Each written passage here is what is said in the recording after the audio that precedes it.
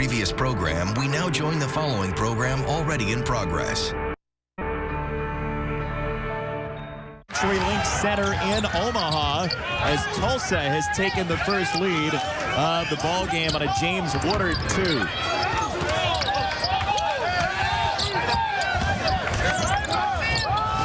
Gibbs for Manigault, and he misses. Creighton 0 for 4 early on. Not going to see them miss too many wide open three-pointers. They're shooting 47% from the three-point line this year. That was Tim Pete, one of the rare seniors on the Tulsa roster with the miss. And down low, Artino off the pivot. And Chapman has been doing a great job running this offense. That is now his 17th assist to 0 turnovers. That's a nice assist-to-turnover ratio there. You never went that far in the season with 17-0, did you? I would definitely take a 17-0 assist-to-turnover ratio, but I promise you, I definitely probably had one a little bit sooner than the 4th game. A little bit sooner. Here's Lou Evans, a transfer center, off the touchdown low, and no good for Smith, the redshirt sophomore. Good look for Smith. You got to knock down those opportunities. You'll see defensively, Creighton will pack the paint, try to stop dribble drives, force shots from the perimeter from the opposing team. Around the arc to Chapman, and Tulsa doing a pretty good job when the ball gets down low, converging too. Well, they are similar to Creighton in terms of all teams, I think, in college basketball now. They're going to be in help position first and then react. You don't want to be one step late. If you have to react to help, then get back, that's usually when you run into trouble. Artino wide open on the doorstep. He's got 4. The new starter in the lineup is the guy with all of the points for this Creighton team. They returned 4 starters. As I said, Artino has to step in and do a good job in the interior. How about that? You plan for McDermott, you plan for Manigault, you plan for Gibbs, but Artino's got you for 4. Hey, listen, it is about picking up the things that are there that McDermott, teams are going to trap McDermott time and time again. They played against St. Joe's. They trapped him every time in the beginning of the game. Opportunities for his teammates will be there. But first 10 minutes or so of that game without a goal, as here is Evans out of control into the lane, offensive foul. Gibbs took it. This is what Grant Gibbs brings. They were so happy to get him back for his 6th year.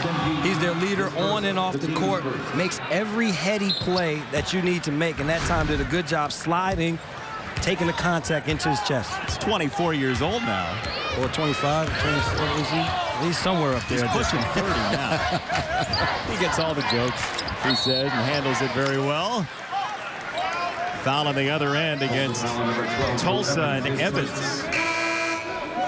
Second team foul. Checking in is number 2, Pat Swilling Jr. It's Pat Swilling Jr., the son of the former linebacker, is senior now as Evans is out of the ball game. That's something similar. That's something that Coach Manning does a lot. Evans may start, but it's Swilling Jr. that plays starter minutes off of the bench. Out of bounds. This is off of Creighton, and Tulsa will take the ball. We mentioned Pat Swilling Jr., 12 points off the bench against Wichita State, a former Creighton opponent. On Wednesday, they hung tough in the first half. Felt like Wichita just pulled away. Wichita just too much firepower in order for this Tulsa team to stay. And Swilling not shooting the ball great to start this year, only 32%. Once he gets into a better offensive rhythm, that'll help Coach Manning and this young team play better. Rashad Smith going to work on Artino. To the outside, long 3 wasn't there. And tapped out of bounds. A lot of rebounding action. Tulsa comes up with this one. Danny Manning told us he wants to get in transition in this game, but you almost feel like they wouldn't be in bad shape if it did bog down a little bit. Well, just a little, because Creighton scores the balls. They're so efficient putting the ball in the basket. You don't want to give them too many possessions in the game, but Coach Manning understands that his best chance at winning is playing their style of basketball, which is up and down the court, and if they can get it at a frenetic pace, he thinks that gives them the best chance possible. Saw Ethan Rogge check in, the senior from Minnesota, big 3-point striker for the Creighton Bluejays. Pete, the senior, off the kick out. That one too short for Shaq Harrison, the sophomore, and here comes Creighton.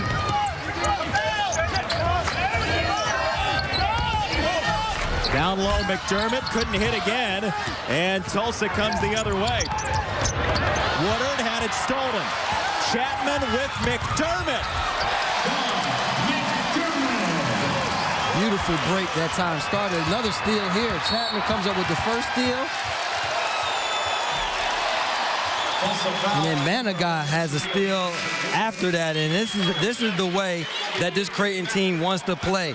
They do a good job at forcing turnovers, and in the break, if you have a star, you want to get him as many easy baskets as possible. And McDermott, this is no easier shot that he'll have tonight. Making their way down to the upper bowl. A lot of you are wondering this holiday season, what do you get for the man who has everything? Well, Doug McDermott has a lot of records here in Omaha, but he'd never had a game winner before the St. Joseph's game a couple of days ago, about a week ago. And here's his game-winning three to beat the St. Joe's Hawks. Got fouled as well, 83-79 Creighton last Saturday. And Doug McDermott said that he didn't really know how to celebrate because he'd never hit a game winner before. His first ever game winner for a very celebrated player in Creighton history. It goes to show you he hasn't been in very many tight games that requires him to knock down game-winning shots. Raggi a miss from three-point range after 7 makes from there in Philly last weekend. And there's a foul on the other end as Gibbs got in the way. That's what McDermott said to us. He said, look, I was on a high school team with Harris and Barnes. We didn't play many close games. Yeah, a lot of blowouts. And if they happened to be in a game that was close, it was Harris and Barnes that would take those shots. And then you see the run out there by Rashad Smith. That is the type of basketball, and this is the pace that Coach Manning wants his team to play at. They can rebound the basketball, kick it out, get early looks at the basket before the defense is set. Well, he said at the top, they have to make free throws. They struggle from the free throw line. The first miss there by Smith. The first and third games of the year, they shot a combined 30 out of 66 from the free throw line. 1 for 2 this time for Smith. And Tulsa closes to within 3. You have to imagine Danny Manning's going to be happy as Markel Curtis checks in, a junior transfer. He's going to be happy with a low-scoring game with Creighton putting up about 95 points a game this year. He won't mind a junk-style game. They're going to do a little bit of pressing, get back into a half-court zone / man-to-man, play off each other.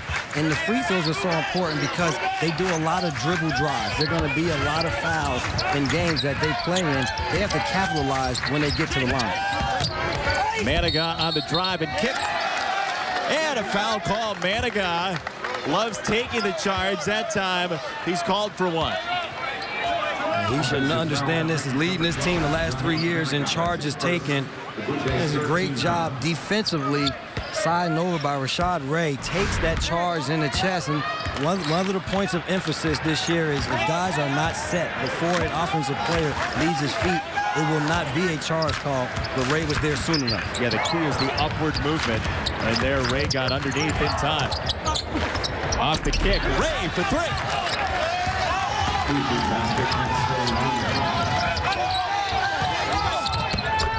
The other way, a 2 for Chapman, and it's 8-6, Creighton with the lead. I'll tell you, Swilling Jr. can make that perimeter jump shot. That makes Creighton have to be a little bit, pay more attention to him defensively. On the other end, though, you got to find Chapman. Can't give him a wide-open free throw line jump shot. Here is Pat Swilling Jr. Another one, missed it long. He's not shy. That's the other thing. When he comes in the game, he comes in to do one thing, is score the basketball. How about the leader from Chapman? By Austin Chapman. You keep pressure on the defense here. It's about Chapman, unsung hero on this team. Still no turnovers this year.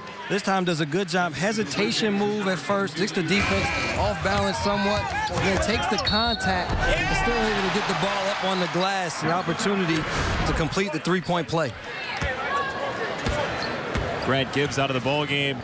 Avery Dingman is checked in off the bench for Creighton. Chapman can't complete the three-point play. And Dingman had probably the best game of his career last year against this Tulsa team. 21 points, made 5 3-pointers in that game. In the middle of a blizzard. As here comes Creighton the other way.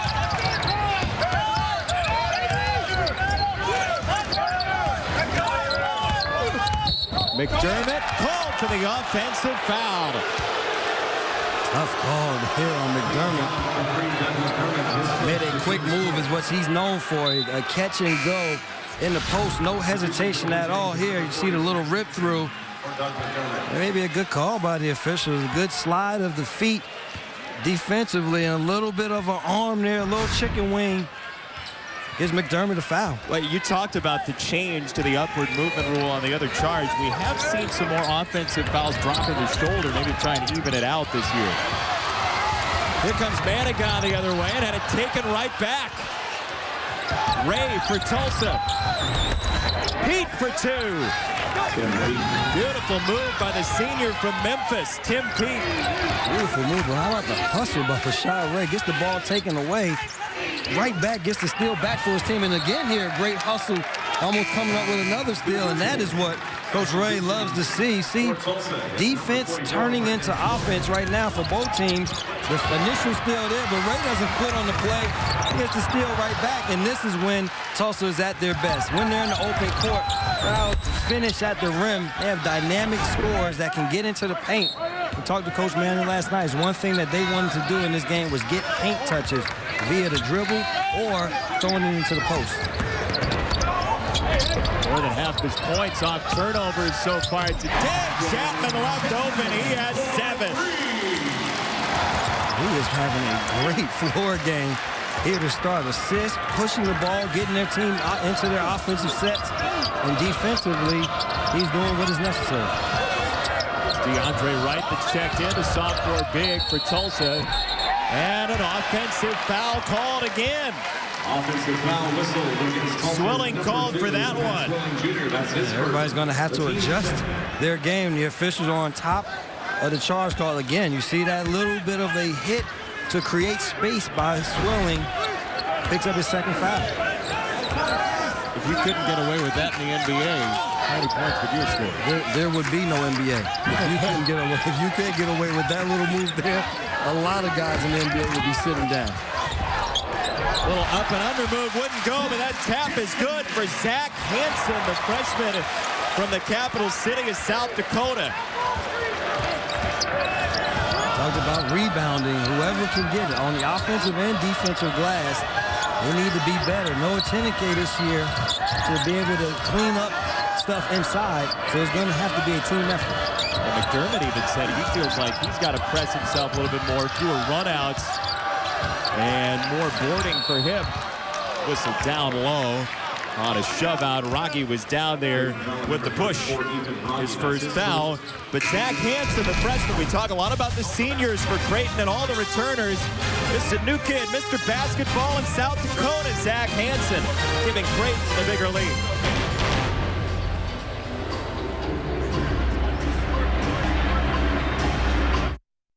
Creighton's got a 7-point lead. We are 10 fouls deep in this game, about 8.5 minutes in. And Brevin, freedom of movement is the key and the reason for the emphasis on the touch fouls, the hand check fouls. Yeah, and the thing is, it is emphasis. This is not a new rule. This is just the NCAA saying we need to get better scoring. We need to allow the offense to move more freely. We're not going to let you arm bar and hand check guys. We're not going to let you chuck guys as they go across the lane. So defensively, you're going to have to play with your feet, keep your hands up, and use your chest to keep guys away from the basket.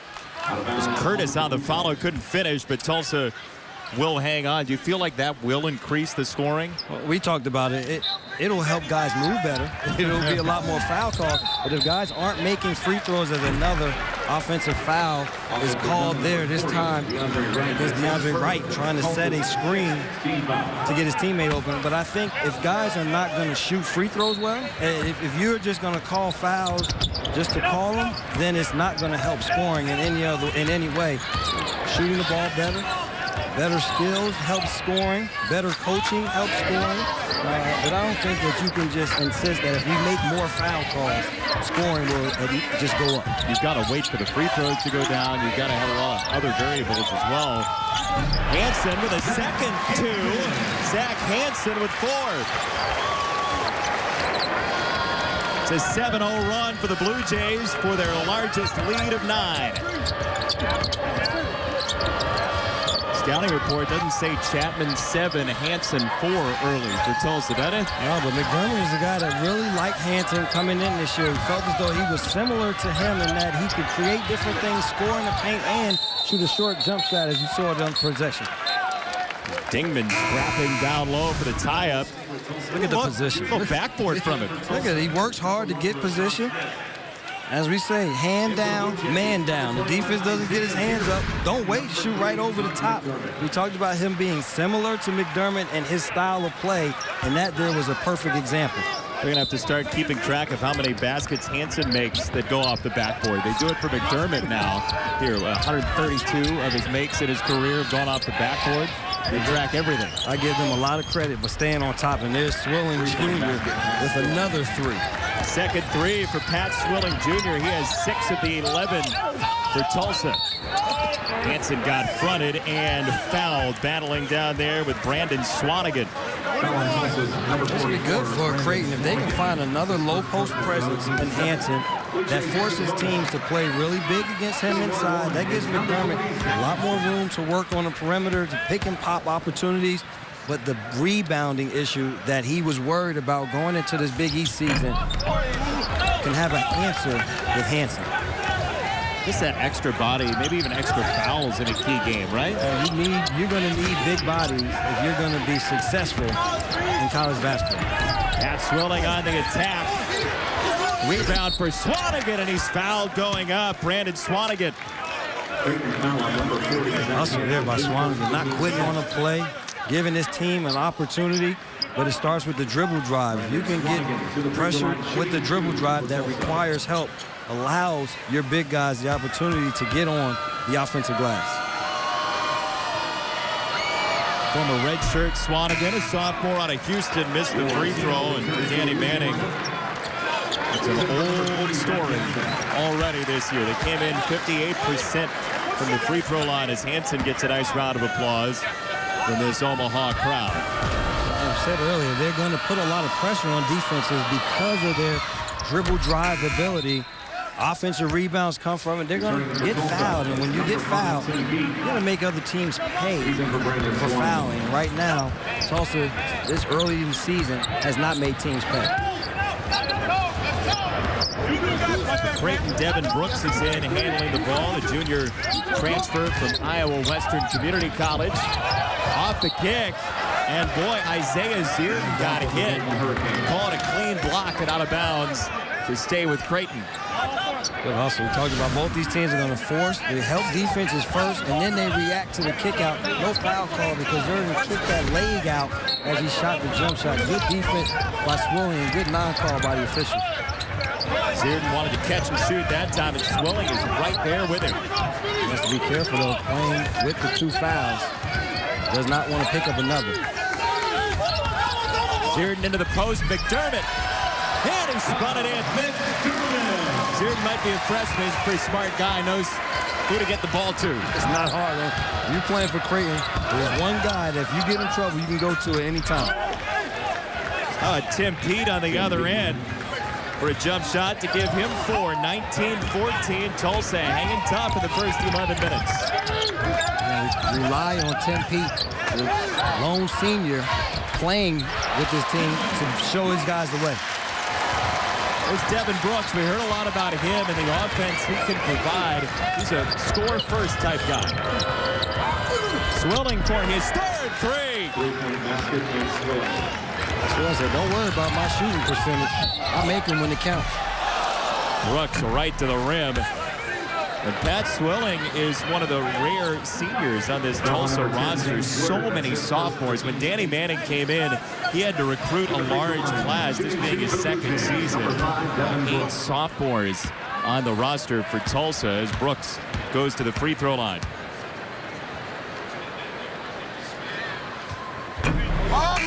Missed the first. 8 sophomores. I mean, he needed not only volume, but skill as well. And they only really played 2 of their seniors and a junior. The rest are all underclassmen. And last year he said it's going to have to be trial by fire. I'm going to throw the guys in there, and they're going to have to figure out how to play at this level and how to be successful. And he talked about building for their conference, building for their conference tournament. Tough games in this preseason will really help these young guys as they move along during the season. And he talked, too, about how difficult it is to recruit to a good academic school like Tulsa is. And, you know, he's not being able to look at a guy and say, okay, he might fit. Transcript has to come out the first, maybe second time he meets a kid. Into the lane, a pretty easy 2 for Woodard. We said Tulsa's a dribble drive team. They're showing it early. The Golden Hurricane within 3. And McDermott got close. He did his work early. He ran the floor. He loves to run the floor. Ran the floor, rim to rim, posted up right in the middle of the lane. Tough for the defense to get around. Woodard off the fake pass, buries the 3, and he's got 7. As Woodard known more for his rebounding and closer to the basket, knocking down the long-range 3. That's off of McDermott, and Tulsa at 0-3. Creighton 3-0. You wouldn't know it so far. The Golden Hurricane from Oklahoma sticking around here in Omaha. Woodard, the sophomore, with 7 for Danny Manning's team. Corporate stores. It's Ideal Images goal to help you develop the Offenses have been scoring at a high clip early on. Creighton with the lead by 2. Hey, Crowd Goes Wild is the new weekday talk show with Regis and a cast of former athletes and journalists where you can always expect the unexpected. Catch Crowd Goes Wild weekdays, 5 Eastern, 4 Central on Fox Sports 1. How do you expect the unexpected? You watch that. Everything's coming. Everything is coming, and you think it's not, it's still coming. Sort of like working with you, right? Here's Harrison, the sophomore. Tulsa, 50% from the floor. Swilling missed that one short. A little heat check for you. Definitely. If you make 3 in a row, you have the right to shoot the 4th one. And Swilling just came up a little bit short. Spoken like a true guard. Artino just outside of the paint, going to work. And he was fouled, bailed out. Creighton has 16 points in the paint. Of the 24 as Woodard gets whistled for his second. Yeah, Woodard thought he came up with a good steal here. Nice dig back. It's a lot of basketball on that dig back there. And if I was him, I would have had the same reaction. But that is the type of defense. They want to be active, help, get back, force Creighton to move the ball around the perimeter and shoot contested jump shots. Tino missed the free throw. Creighton 1 for 5 from the line early in this game. Off the lob, mishandle for Wright. And nice work to get it back. The kickball, Artino, as Ray had a chance to thread it through into the paint for the tie. Tulsa's playing a strong game so far. They're 0-3, but they felt as they were coming. They haven't won games, but they know that they are capable of winning games. And a lot of it was just they're not putting the ball in the basket early in the season, not shooting the ball well from the perimeter, from the three-point line. Shooting 47% overall, but 30% from the three-point line and 58% from the free throw line, mixed with turnovers early in the season, has hurt them. Especially on a guard-heavy team like this one. Wright tried to drop it off, and here comes McDermott. Off the spin by Harrison. Artino couldn't finish. Harrison on the attack. And a block. He'll get 2 free throws. That might be where the new rule comes into play. I think that is what the official is saying, is that once he picked the basketball up and started his upward motion, the defender was not there in time to take the charge. And you'll see, that is close. But this will forever be the toughest call for an official, the charge block. Was the guy moving? Was he standing? Did he take it in his chest? Did the offensive guy go to his outside shoulder? There are a lot of factors that go into making the call. I'm glad that we just get to talk about the after effects and not have to make the call. Well, it's tougher now, too, isn't it? Because you not only have to watch whether or not the player is set, but you have to see where the offensive player is when the defender is set. Well, these guys are so quick, and between defenders are quick, the offensive players are quick, athletic, so it is a lot harder and a lot to watch for these officials. And I'm happy that the college game, when I was playing college basketball, we only had 2 officials officiating our games. It is good to see 3 officials in college basketball just as it is in pro basketball. You talk about yourself like they used to do cave paintings when you played. That wasn't that long ago, right? They were close to doing, maybe not cave paintings, but I don't think cell phones weren't out at that time, I tell you that much. You never sent a text when you were in college? Definitely didn't send a tweet. Well, on Swanigan, his second. 2 shots coming for the rest of the half. Double bonus for Tulsa. Number 3, Doug McDermott. Here he is, Doug McDermott, the senior from Ames, Iowa. 3 hours to the north and east from here in Omaha. And if you're Danny Manning, you're happy with this start. Your team has hung around. They've struggled all season on stopping teams, scoring the basketball in the paint, second chance points. And they've done a great job here to start this game, having only given up 4 second chance points to this point to this Creighton team. Good job. Good start for Tulsa. Yeah, a pretty quiet early start, too, for McDermott, but now suddenly he's piled up 8. He's on pace for that 20 again. The 20 just shows up. And that is what you want in your start. He doesn't force a nice move travel, though, I think. Travel on Rashad Smith, Texas sophomore. So he made a nice move and see if he just loses his foot. The spin there, loses his footing a little bit on that spin move. Allows Tulsa to get into that little 3-quarter press. Trying to heat him up a little bit, and Smith on the back end got a piece of Gibbs. That's what they like about Gibbs, a versatile forward.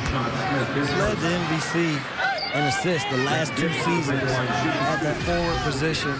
Loves playing with McDermott. He knows how to find him, how to get him the basketball, where to get him. We asked him today, it's like, you've assisted on 40% of McDermott's shots. Is this something that you guys understand? Is he telling you where he wants? He said he understands where to throw the basketball to lead McDermott to the areas on the court where he could be successful. Got that other year, a 6th year here in college basketball, in part because Mark Hugh, his former coach at Gonzaga, sent a letter to the NCAA to help ask for him. Strengthens this Creighton team, which went to the NCAA tournament last year, part of 16 straight postseason appearances. Down low, Smith found some space, and it's a 1-point game. Nice dribble drive. We talked about it. They want to put as much pressure on Creighton as possible, putting the ball on the floor. Here's a 3 for Dingman. Boy, he tore Tulsa up last year with 21, and he's got a triple here in the first half. Catch and shoot. Didn't waste any time, and he's had success against this Tulsa team, but made this shot a lot easier.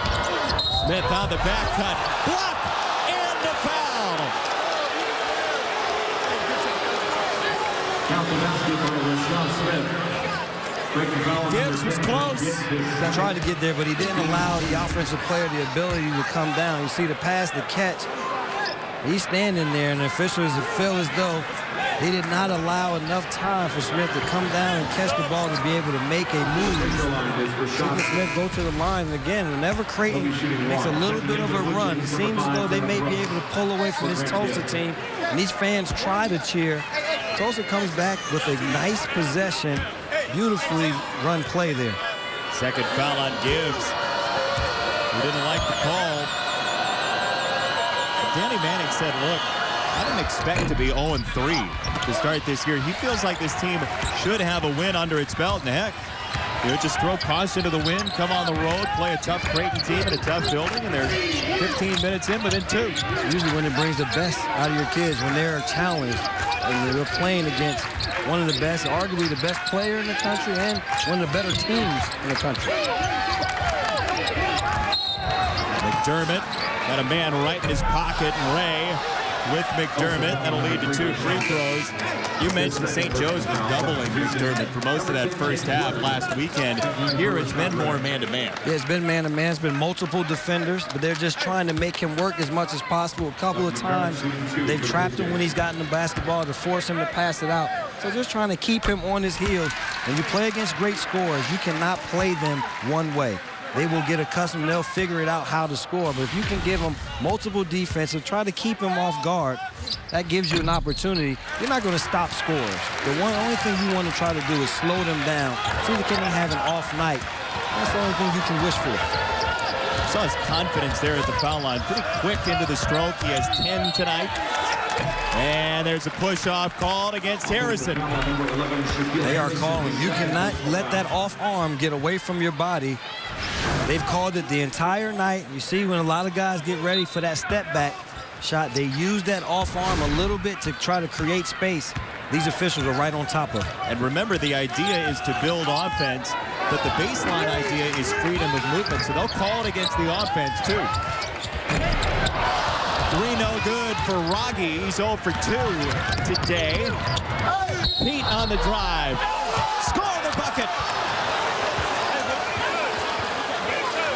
This is Tulsa basketball here. In the end, quick pace basketball game, put pressure on the defense, see can they move their feet, get extra possessions at the free throw line. You see Pete here, nice little crossover, hesitation, takes it to the outside shoulder of Dingman. Good call by the official.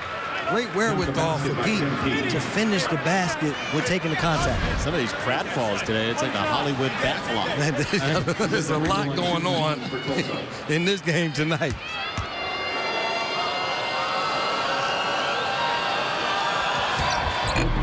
Pete's got 7 and Tulsa back within 1 as we tick down to 4 minutes in the first half at the CenturyLink Center in Omaha.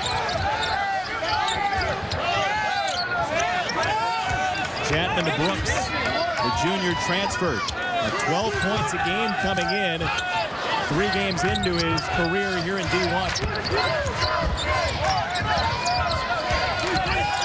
Chapman, start and stop. Left the layup short. McDermott there to clean it up.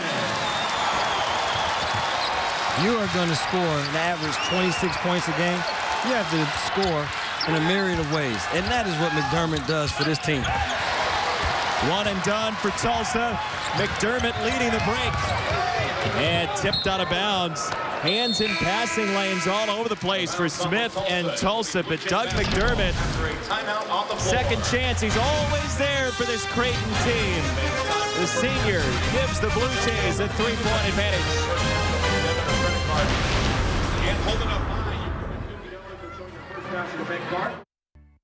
Tulsa hanging around, and Golden Hurricane coach Danny Manning told us yesterday he wants his team today to drive to pass. What do you mean by that? Take us through it. Well, he understands that this Creighton team, they like to stuff in defensively, force you to shoot perimeter jump shots, so you have to force them to help. And that is exactly what this Tulsa team has done early on. Dribble penetration has allowed them to get wide open threes. Hadn't been shooting the 3-ball well, only at 30%. And then they love to take the ball off the dribble, coast to coast, and Pete with a nice finish there. But the start of this game has been exactly what Coach Manning wants. 9 assists on their 11 made baskets.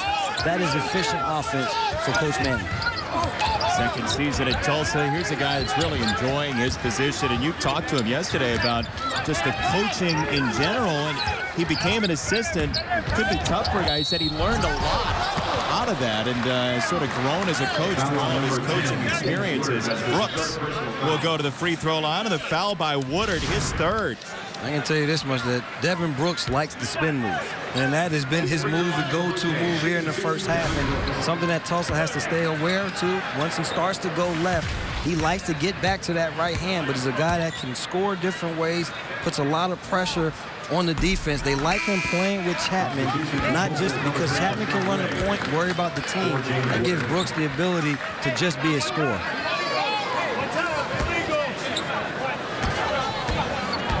Creighton 6 of 12 from the line today. 0 for 2 that time for Brooks. Those missed free throws, you talk about how you want to increase scoring in this. No guarantee by just saying that fouls and going to the free throw line increases scoring. Have to finish. Swilling went down to the defense from Dingman. The follow is good, and Tulsa can tie the ball game with that work from Smith.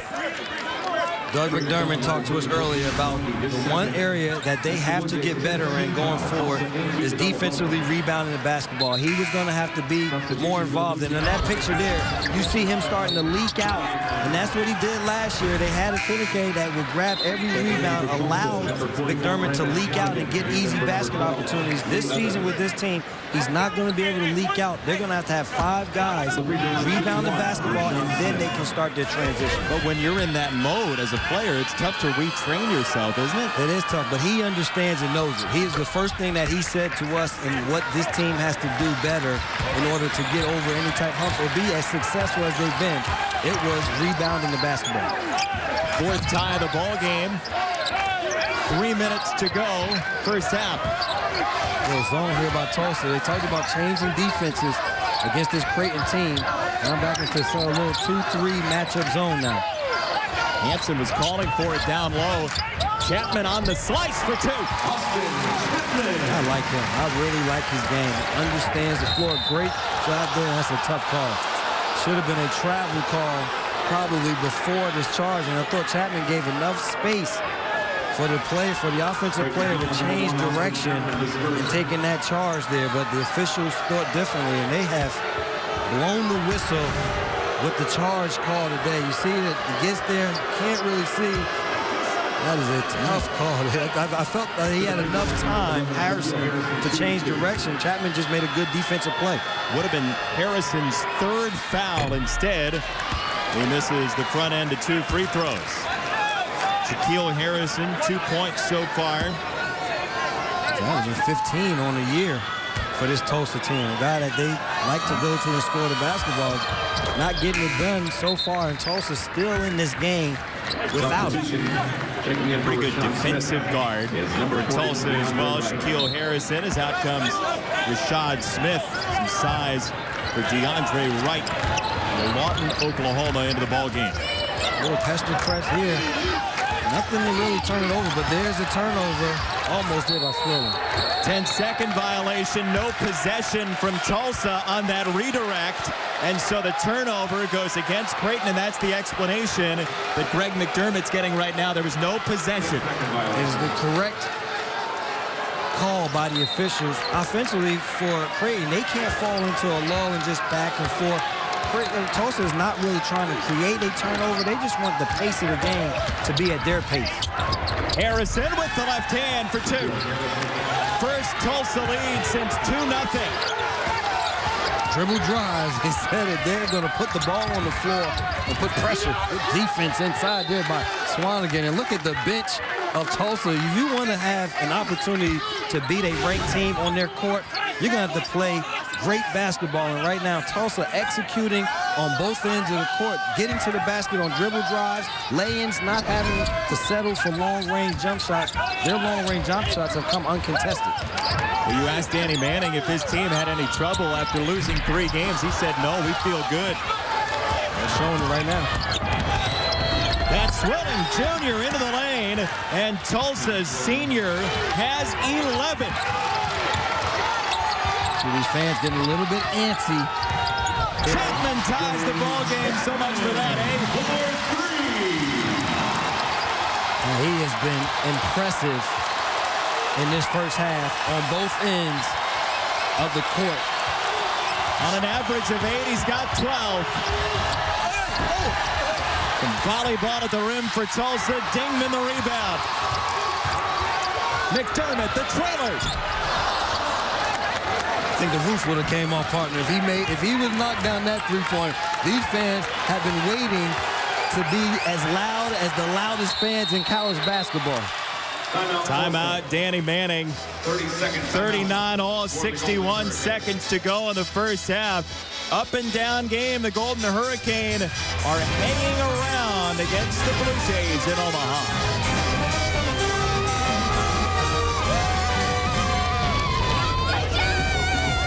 Glad to see they've gotten some good use out of the Brevin Knight dance video here in Omaha.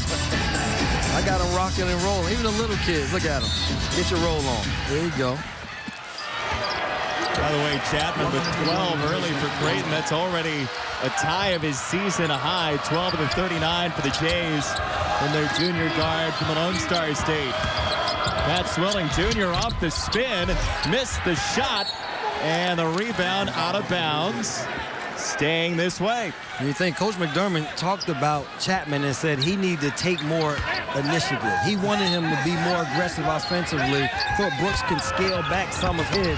Chapman has come out on fire. Swilling Jr. says he is also a scorer off of the bench for Tulsa. You know, his dad used to be part of that dome patrol down in New Orleans, the linebackers. I think the son might be even more active than Dad ever was on the football field. Yeah, somewhat of a little bit of that linebacker body right now. He's physically overpowering Tulsa to the basket.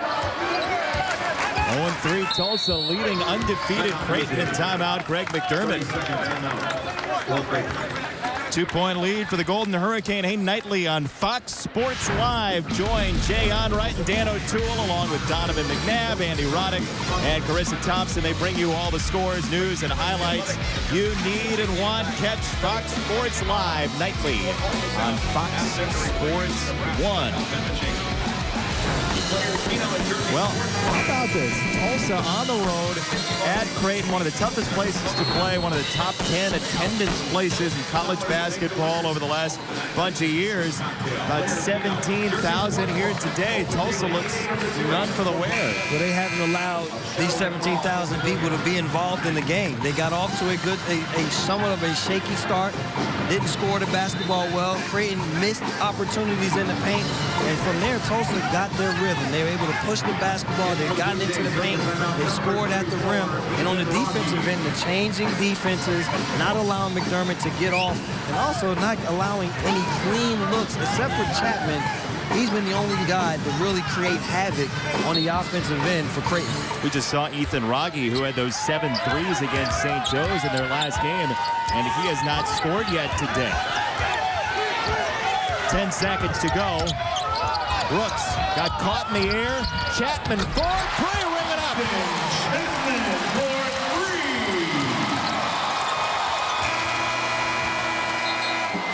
3. That is how the first half ends in Omaha. 42-41. 3 threes for Austin Chapman. And at the end of the first half, here in Omaha, Creighton 42, Tulsa 41. More on Doug McDermott at the break. You're watching Big East basketball on Fox Sports.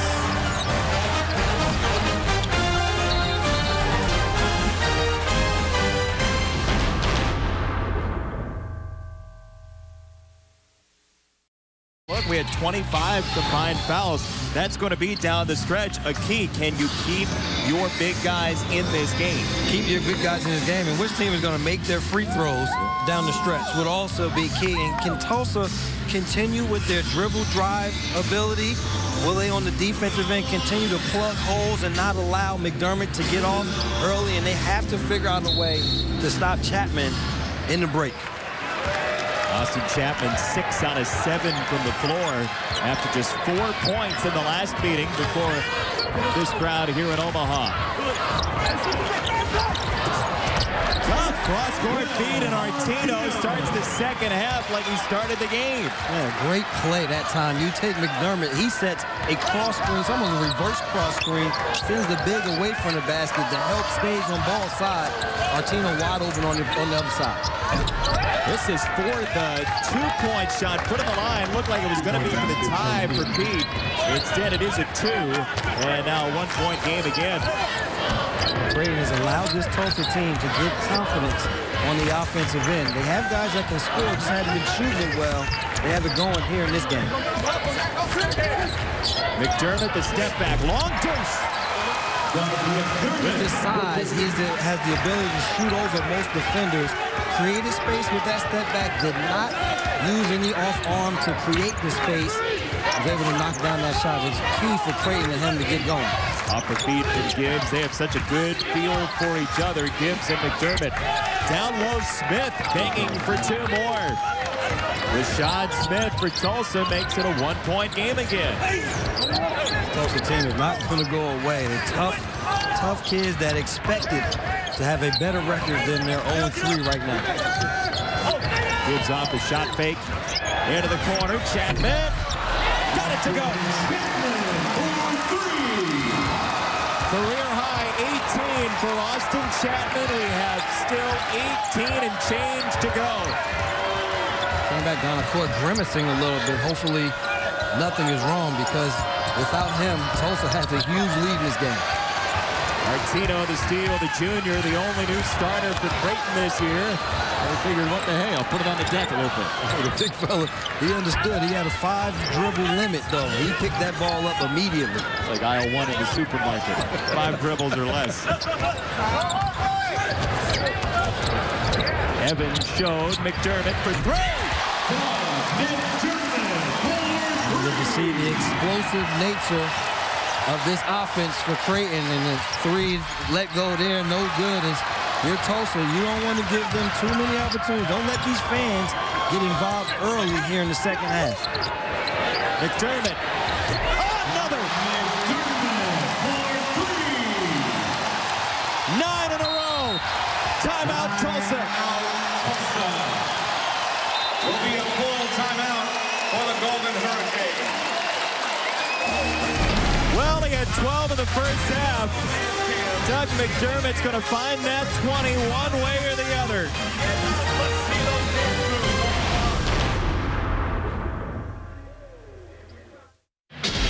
Creighton's made each of its last 5 threes, Brevin. Yeah, they've done a good job of running their offense, forcing switches, putting Tulsa in tough positions.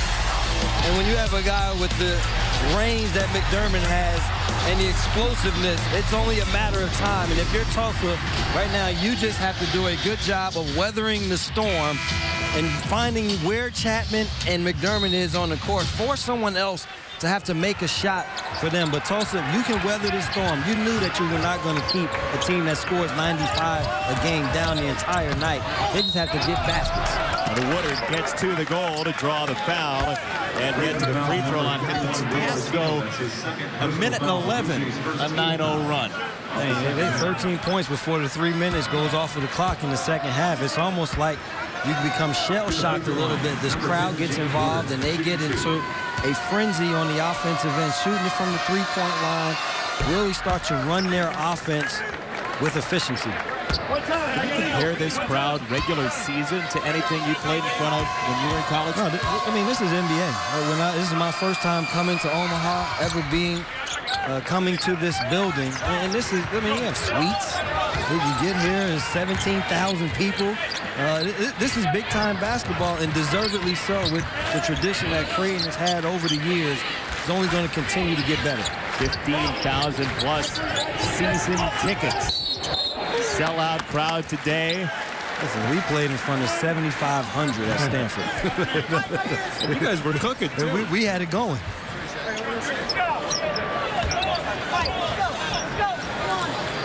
It's a great atmosphere, great recruiting ploy for Coach McDermott. It's getting better, too. They've got a new practice facility coming up in the next year. With this new Big East now, so the exposure on TV, and this is just a perfect situation. Manigat looking into the post. Got it there. Artino. And he traveled. You get that many players around you, know someone is open at that time. Artino, he made up his mind early, had low post position, but now the double, triple team comes. It's time to kick that ball out and let someone make a play from the perimeter. Got enough guys that can do it. Smith to Swilling Jr. at 13 in the first half. Lost it going up, and here come the Jays and McDermott for Artino. One of the issues with Tulsa early in the season has been turnovers. They did a good job in the first half of not allowing those turnovers to hurt them, but that one there turned into points for Creighton. McDermott unselfish here to the big guy running the floor. Hey, you got to reward your big guys. If you want them to continue to work hard and play hard, when they're running the court hard like this, you give them the ball so they can come up with a big finish. You want them to hustle on both ends of the court. You got to feed the bigs. It's gratifying for you as a guard, isn't it? No, it's gratifying, and especially when they make it, it's even more gratifying. Woodard flips the three out. Artino's got the board. Here comes Chapman with his career high. Gibbs back 2 and 4. 3 left it short. Second miss of the day for Chapman. Woodard hanging for a tough 2. This Tulsa team just will not go away. They continue to come after you, and you have to make runs against very good offensive teams, because if you aren't ready to step up to the challenge, you will get in trouble. But this is what the All-American do. He doesn't just score the basketball. He also helps his teammates out.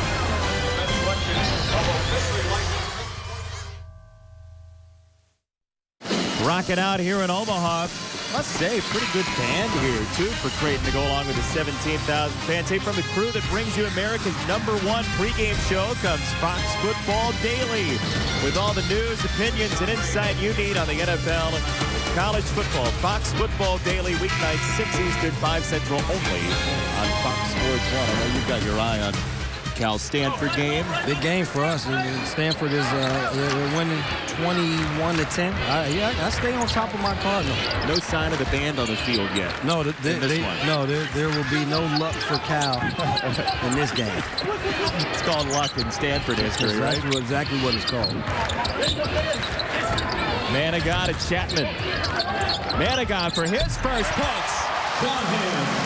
Such a nice screen that time set by McDermott. Not only does he score, we saw the assist early on the fast break to Artino, but that time set a nice flare screen to allow Manigat to get an opportunity to get a clean look at the basket. 6th assist today for Chapman.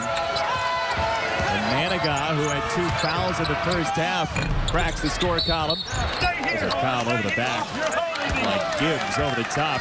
This is what you were describing earlier, how you used to get the assists for Kyle Korver when you played with him. Hey, listen, I want my guys. I know if you're a shooter, I want you to use screens. And that time, Manigat did a good job of showing himself. See, McDermott was getting ready to set the flare screen, but the Tulsa defense is programmed to open the paint first, then work their way out. That's why that jumper was open.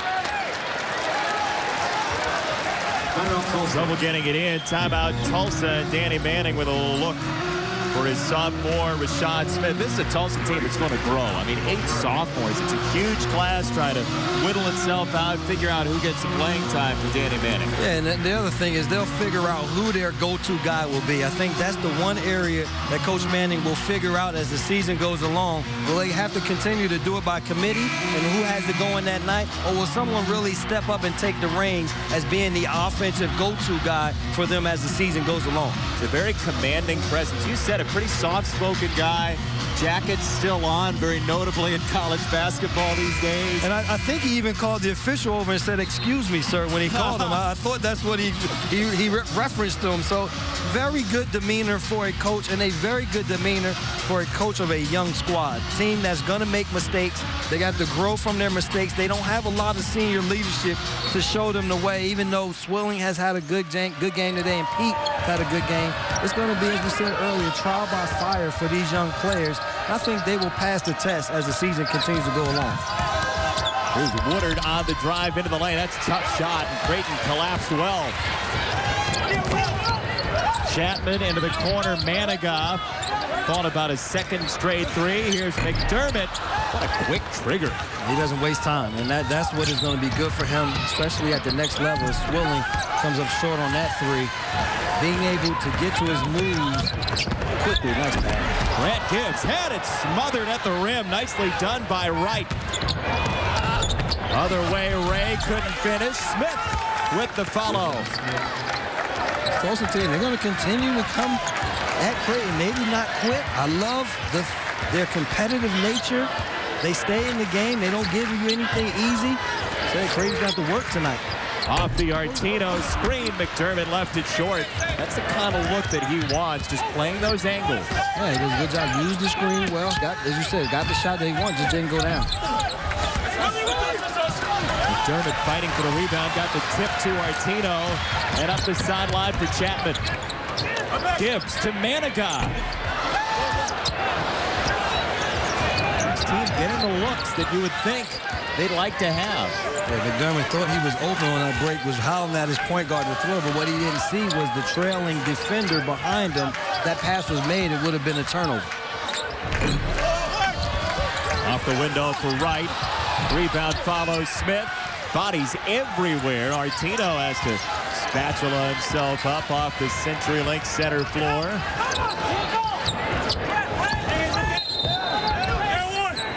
There's a foul. Can't put two hands on that offensive player ever. And Artino draws that foul. Yeah, but defensively, Tulsa just has to continue to stay after. You see here, they don't quit on the play. Great block from the back, and then they start the break going the other way. That's what you want. You want your defense to start your offense, and this is when they're at their best, running the floor, using their athleticism. Smith able to put the ball back. It's Ethan Rogge into the ball game. Minnesota senior who checks in for Manigat. Here is Lou Evans, who got 2 early fouls for Tulsa and has not seen very much playing time at all, just 7 minutes so far in the game. That'll probably be his role the entire year. They'll start him off, use his size, but eventually they'll go to the bench to get more scoring punch on the floor. Drive and dish. Artino couldn't handle it. Still a lot of time with his shot clock. Artino off the refeed, blocked by Harrison. I tell you, these guys do not quit. They keep coming at you. Not a good shot there, though. He wanted the foul, didn't get the call. Yeah, but they bash out a couple. Now, they've made 3 consecutive stops, and Rogge gets a good look, doesn't complete it. You know, we were talking about Rogge. He's taken 47 two-point shots in his career. How does he get that open beyond the arc? Isn't he in the scouting report? He only runs to the line. He is allergic to paint, so he doesn't go there much on the offensive end. Defensively, he does a good job of defending opposing bigs, but on the offensive side, he hasn't attempted a 2-point field goal this season. Is it the acrylic in the paint? What is it? Something about that painted area does not suit him. Got it inside for Hansen, who had 4 in the first half, and he draws the foul. Well, we saw earlier off the inbound the game winner against St. Joe's. Creighton's got a lot of set plays down there. Most teams do. Very effective. Well, Coach McDermott has been tabbed to some people as being an offensive genius. He has the ability to come up with plays, but if you ever watch that St. Joe's play again, that would have been the easiest setup play. They just were mulling around as the ball was out of bounds. Just everybody's walking around, kind of circling off of each other, and all of a sudden, at the drop of a hat, McDermott pops out, gets the ability to knock down that shot and the free throw. So sometimes it doesn't have to be intricate X's and O's. You just have to understand what your team excels at. 0 for 2 from the line there for Hansen. Ray saves it. Nicely done. Ray doesn't have a lot of stats tonight in this game, but he has made an effect since coming into the game in the first half, running their team, coming up with steals, making big-time plays for this Tulsa team. Still at the 12-minute mark, within 9. Swanigan through Ray with 15 to shoot. Curtis, the transfer, into the post. Swanigan step through, left it short. Hansen the rebound. See that finish, such a good move by Swanigan in the paint. He had point-blank range layup, just couldn't get it to go down. And Dingman was pushed over on the sideline. Creighton, a 9-point lead, under 12 to go in the second half.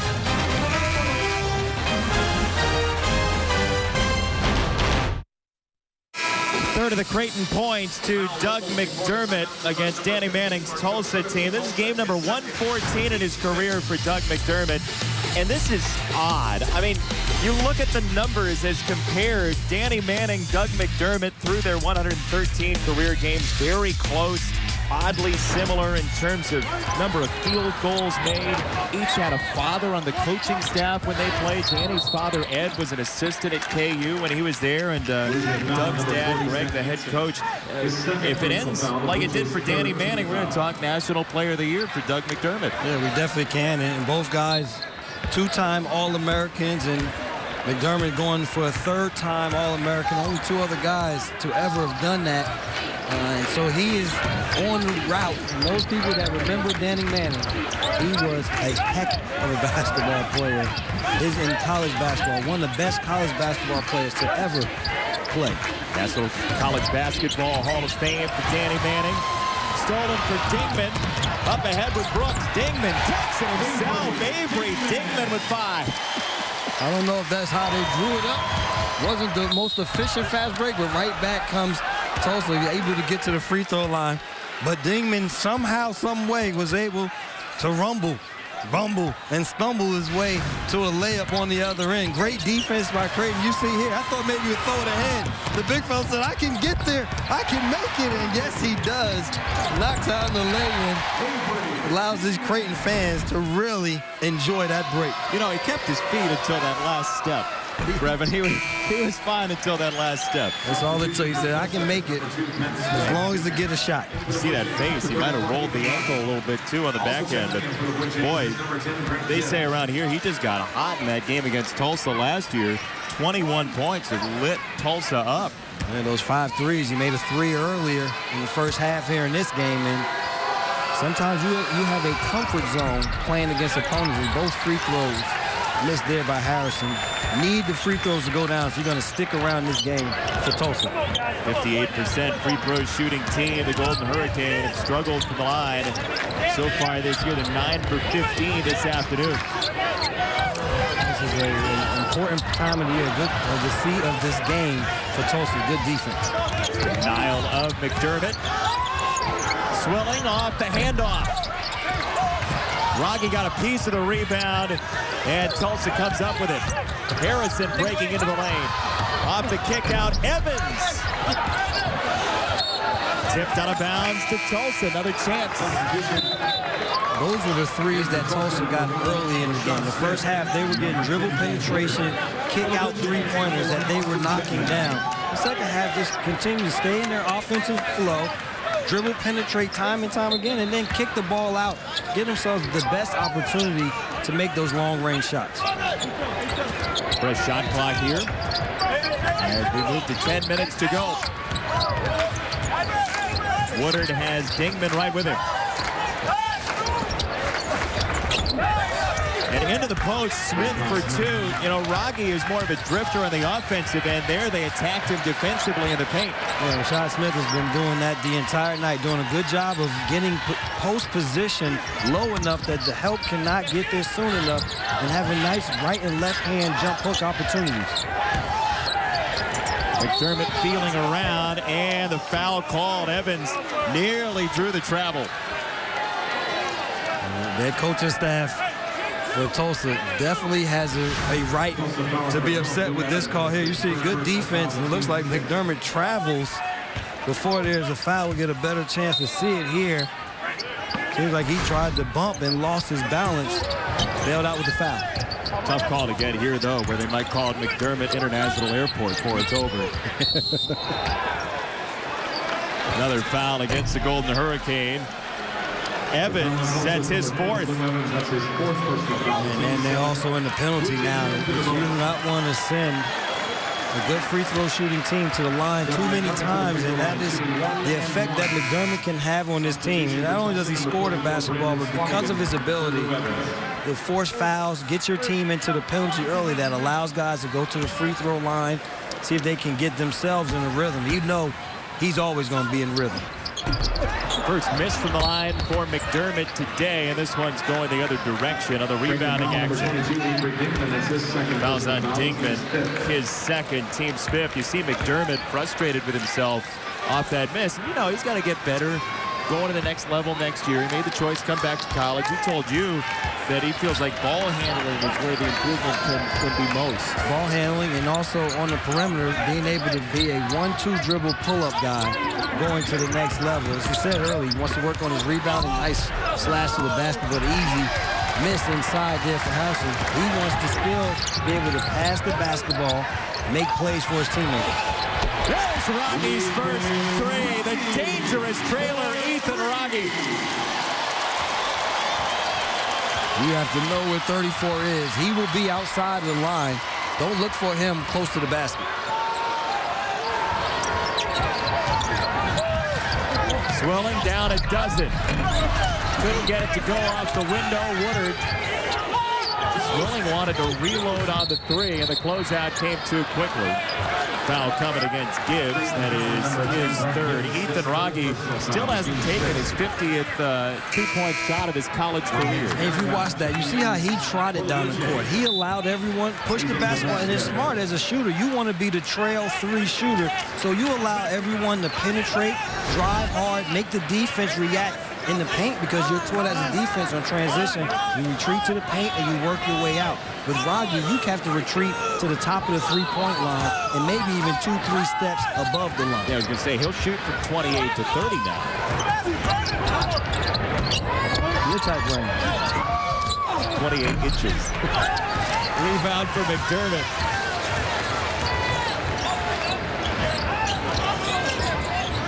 Chapman looking for Rogge and intercepted. Here comes Swilling through Manigat for the layup. I think that's Chapman's first turnover and his second turnover of the year. I mean, he has been doing a great job taking care of the basketball, making plays for this Creighton team. Amazing start to the season for Chapman. 16 assists, no turnovers first 3 games. And that whistle will take us to a timeout. Free throw coming for the Blue Jays. After we come back, Creighton with a 10-point lead, but Tulsa's transition keeping the Golden Hurricane in the game.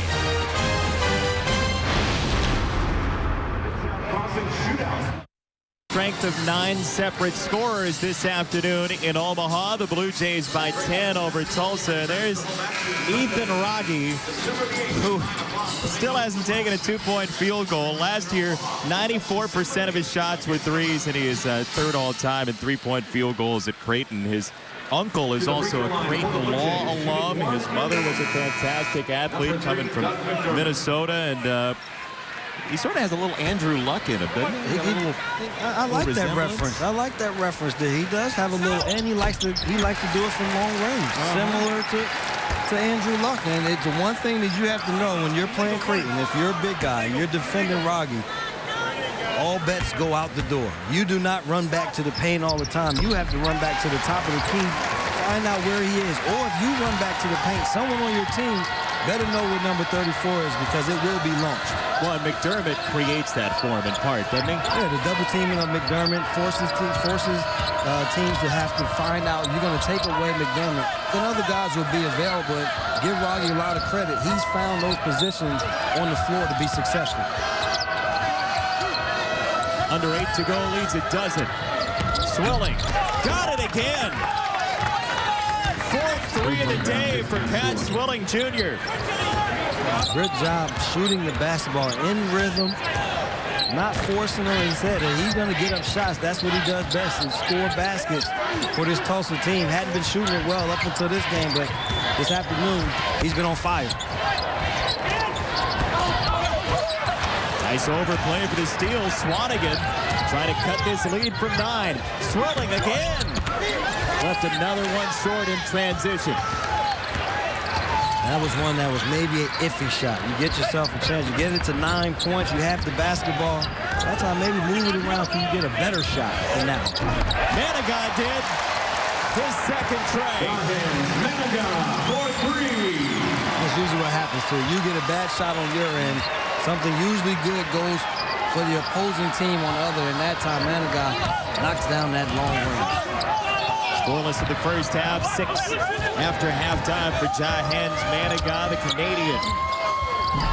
3 for Woodard off the mark. Manigat a rebound. I haven't been able to see the Canadian Red Bull really get after it much with his energy. McDermott likely had a magnet in his pocket. 3 Tulsa players coming his way, and he'll go to the free throw line. I like that little nasty streak a little bit there in McDermott. You see here, he gets the foul inside, good position. There's the foul, and you see him just kind of break the ball away and say, this is my basketball. He's going to need that streak moving to the next level, because when you are a high value person coming out and you come into the NBA, all eyes are on you. He's going to have a lot of guys wanting to prove that he is not as good as he is. but they better come to work because this kid has all of the moves. Who do you compare him to in the NBA? Where does he play? We sat around and talked about it, and I said maybe a young Boris Diaw in terms of the ability to shoot the ball from the perimeter, put the ball on the floor somewhat to make plays for his teammates. Then we also said someone is like a Kevin Love. Only he doesn't rebound the ball the way Kevin Love does. But the question will be asked of him, as it was with Kevin Love, is what is he? And I think the thing you say for the two of them is they are basketball players. You put them in the right situation, they can help your team be successful. Tulsa trailing by 13, under 6 to go. Ray off the drive, used the window and got the contact. He could be really key for this Tulsa team. He has been a calming influence whenever he's on the floor. Doesn't look to take a lot of shots, but that time there, uses his quickness, gets to the basket, and he's strong enough to take those type of hits and finish at the basket. So I would expect for him, as the season goes along, start to take on a little bit more of an offensive role, especially just attacking the basket, trying to make plays happen first for himself, then for his teammates. It's a fourth foul on Gibbs. So Grant Gibbs, the sixth-year senior, transferred, one foul away from disqualification. See Tulsa now back into this 2-3 zone. They have to find the shooters on the perimeter. And a guy had an open look. Couldn't knock it down. Curtis the other way. Got the bucket and a foul. This is Tulsa. We talked about it from the beginning. They don't quit. They're a resilient bunch. They're going to continue to come in waves. Got a good rebound, and then they start to break from there, and they're not set. And the officials are going to continue to make this call. If you're not set before an offensive player gets into his motion, it will be a block. Nice finish by Curtis. And it's not a significant part of the upward motion. It's any part of the upward motion. Going towards the basket, pulling up for a shot, any type of motion that way, it will be called a block. Third foul on Manigault. Under 5.5 to go. Also a little bit small here. McDermott pops out for the three and doesn't finish. They've gone to a smaller, quicker lineup. The guys with the ability to score the basketball one-on-one, putting it on the floor. Curtis with Manigault. Off the penetration. Tough shot on the reverse. One and done. McDermott with his 31st career double-double. Creighton leading by 8. And a foul away from the ball. Switch the initial screen up top with Chapman and McDermott. That left Ray underneath. But McDermott tried to do all that he could to get in front of him to make it hard. The official called the little swim move, pushing the hand down on McDermott to get in front. Called it a foul. Fourth foul on Ray, so he has 4. Lou Evans has 4. Brandon Swanigan with 4 as well for Tulsa, as McDermott breaks a mini 5-0 run for the Golden Hurricane. He's hovering around 10. It's just one run for Tulsa. It's just enough to keep these fans a little nervous because they've seen what they've been able to as Ray misses that floater in the lane. They've seen this Tulsa team be able to come up with quick spurts. They've done it time and time again. They're going to need another one, but defensively, they got to figure out a way to slow down them offensively. Great steal there. Ray looked behind him, found Smith. Got the bucket and a foul! Big collision with Brooks. I don't know. This has been, they are having three-point play after three-point play for this Tulsa team, and Coach McDermott said this earlier. He said they seem to sometimes just put their heads down and go to the basket to try to draw fouls. This has been right up their alley here again. See, the defense slides over late. Shot is already up, and Smith, who's had a great game here tonight for Tulsa, is to the line to try to finish a three-point play.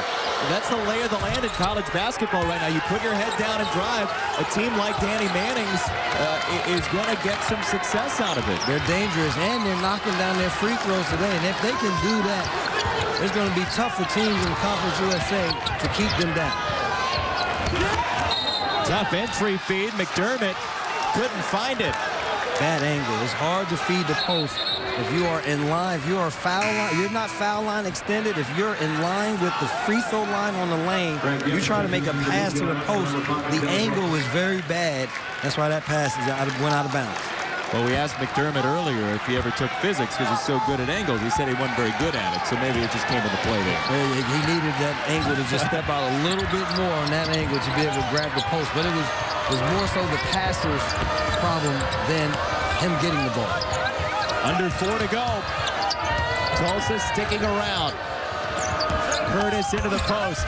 Smith past Raggi. Rashad Smith has been going to work on whoever's defending him in the post, on whichever block, shooting right and left hand hooks. That time, nice face-up reverse move. Gibbs, open, missed it. Rebound out of bounds, tipped to Creighton. Off of Tulsa, it will be Blue Jay basketball. The Blue Jays are getting everything they can handle on a Saturday afternoon in Nebraska from a raucous Golden Hurricane from Oklahoma. Well, if this isn't the height of family decency right there. It's reminiscent of Brevin and Brandon Knight, isn't it? Get me out of here. That is definitely my younger brother saying, "You know what? Get out of my face. I've had enough of you." Doug McDermott playing for his father, Greg, who will be turning 49 on Monday. Not exactly the early birthday present he expected, though, for Pops. With a 5-point game, Creighton with the lead, but Tulsa right around that area that makes it dangerous enough. This game will go down to the end because Tulsa doesn't quit. And when you have a team that can score the basketball, they're out-rebounding Creighton by 1 so far. Scoring the ball in the paint, they're a 16-4 deficit. They're now at 34-26 edge, a 30-10 run, points in the paint. So they're playing their style of basketball, and at this point, it's working out. 10 to shoot for Gibbs. Chapman into the post. McDermott had it stripped out of bounds. Tulsa ball with 3 minutes left. When you play against smaller defenders as a big, you have to keep the ball high. This time McDermott brings it down, allows Pete the opportunity to slap the ball away out of bounds. And you hear this crowd trying their best to get this Creighton defense going. Tulsa keeping them nervous. They only lose about 2 games a season in this building. Swilling on McDermott. Timeout, Danny Manning. Didn't like how that was unfolding. He didn't like it, but if he did not call that timeout, Pete had a wide open layup underneath. Miscommunication defensively for Creighton. A minute he called the timeout, the pass was thrown in, and Pete looked over and said, "Coach, I had a gimme at the basket." It's like when you ice the kicker and he shanks it left. Exactly, and then he comes back and makes it. How about Tulsa's offense in the second half with 27 points after halftime? A lot of it in the paint. A lot of it has been in the paint. The majority has been in the paint. If you think about it, Creighton jumped out with a quick 13 points within 3 minutes in the second half. Tulsa did not hang their heads at all. They just realized they had to play harder. And it has been everybody on this team giving in, helping out. Defensively, they did a good job of not giving Creighton those wide open shots anymore in the second half. And on the offensive end, they have continued to put the basketball on the floor, put their heads down, and drive to the basket, get 3-point opportunities. And here they are, only down 5, 2:40 to go. Where do you look here? I continue to use ball screens, continue to put the basketball on the floor, see can you get something going to the basket. That 3 there is short by Swilling. I would like to see can you get it going to the basket first. If you get a foul, if not, now you kick the basketball out for rhythm jump shots. Tulsa has gotten back into the game with the 2-point field goal, just 1 for 10 after halftime 3-point range. Creighton bleeds the clock down. They still like to play with their offensive pace though is there. When you get in trouble, there is the equalizer. And McDermott just get his hand, the ball in his hands. He makes things happen. That's their pace. 3 on the gas pedal. Keep it going. And out of bounds to Creighton. And this is why he is such a dynamic scorer. You talk about McDermott. This is just off of the pick. One dribble. They go underneath the screen. The smaller defender, he doesn't even see Ray sitting there. He just knocks down that three-pointer. One dribble, step back, in rhythm. You don't have to draw up an offense for that. It's just get him the basketball. How soon do you start to foul if you're Tulsa now? You continue to play defense. Still a lot of time left in this game. You can play defense. You don't want to give them free trips to the foul line. They're in the double bonus, so it'll be 2 free throws every time. You can use defense, create turnovers, or at least give you an opportunity to get clean defensive rebounds. Rocky, catch and shoot. Just lifted out. They can't waste any time on the offensive end. It doesn't have to be 3-pointers. Smith, right on the doorstep for 2. 6-point game. Another defensive possession. Play good defense. Try to defend without fouling. The one thing you don't want to do is let the shot clock get down to under 10 seconds and then they foul. Play good defense the entire length of the shot clock and then come up with a defensive rebound. Push it again. 1 minute to go.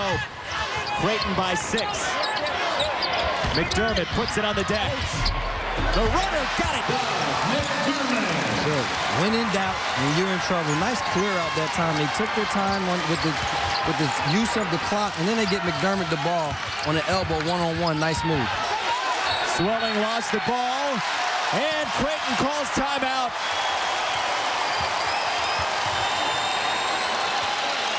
If you're Coach Manning, this team will have to figure out how do they win down the end. And these are the winning moments in games that they're going to have to learn. What do you do? Who do we go to? What style are we going to play? They had everything going their way in this game.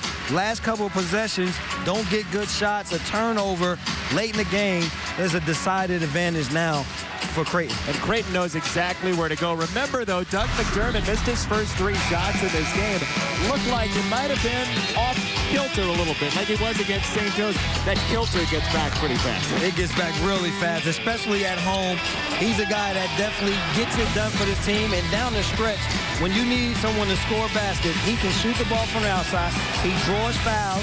He'll make plays for his teammates. And you can see these last ones, he scored 7 of their last 9 points. They continue to go to their All-American. And as All-Americans do, he has stepped up for his team. A 30-point afternoon in Omaha for Doug McDermott.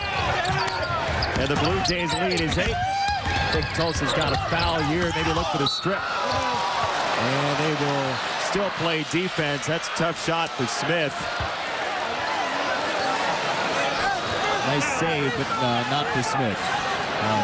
That is the one where you need to take a couple of deep breaths as best as possible. And for Tulsa, defensively, they're going to get after it, see if they can get a trap early, a quick turnover. If they can't, they'll take a foul after that.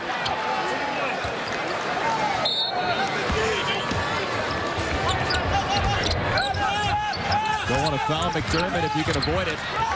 You can't be picky, though. At this point in the game, you have to foul that. I would have fouled McDermott immediately. Time is more critical than trying to pick out who you want to foul.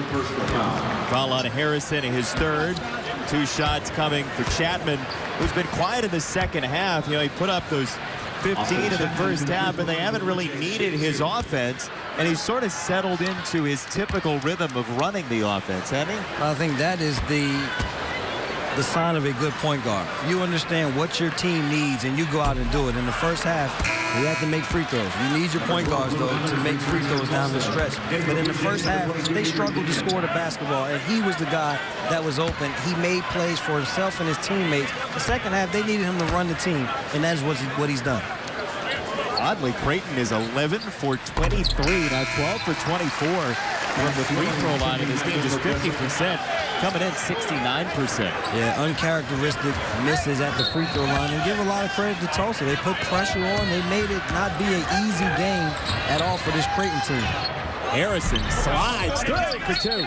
Last time out for Danny Manning in a 7-point game with 25 seconds and change to go. Both these teams are going to head off to tournaments in season. The Blue Jays will play 4 games in 6 days out of the West Coast.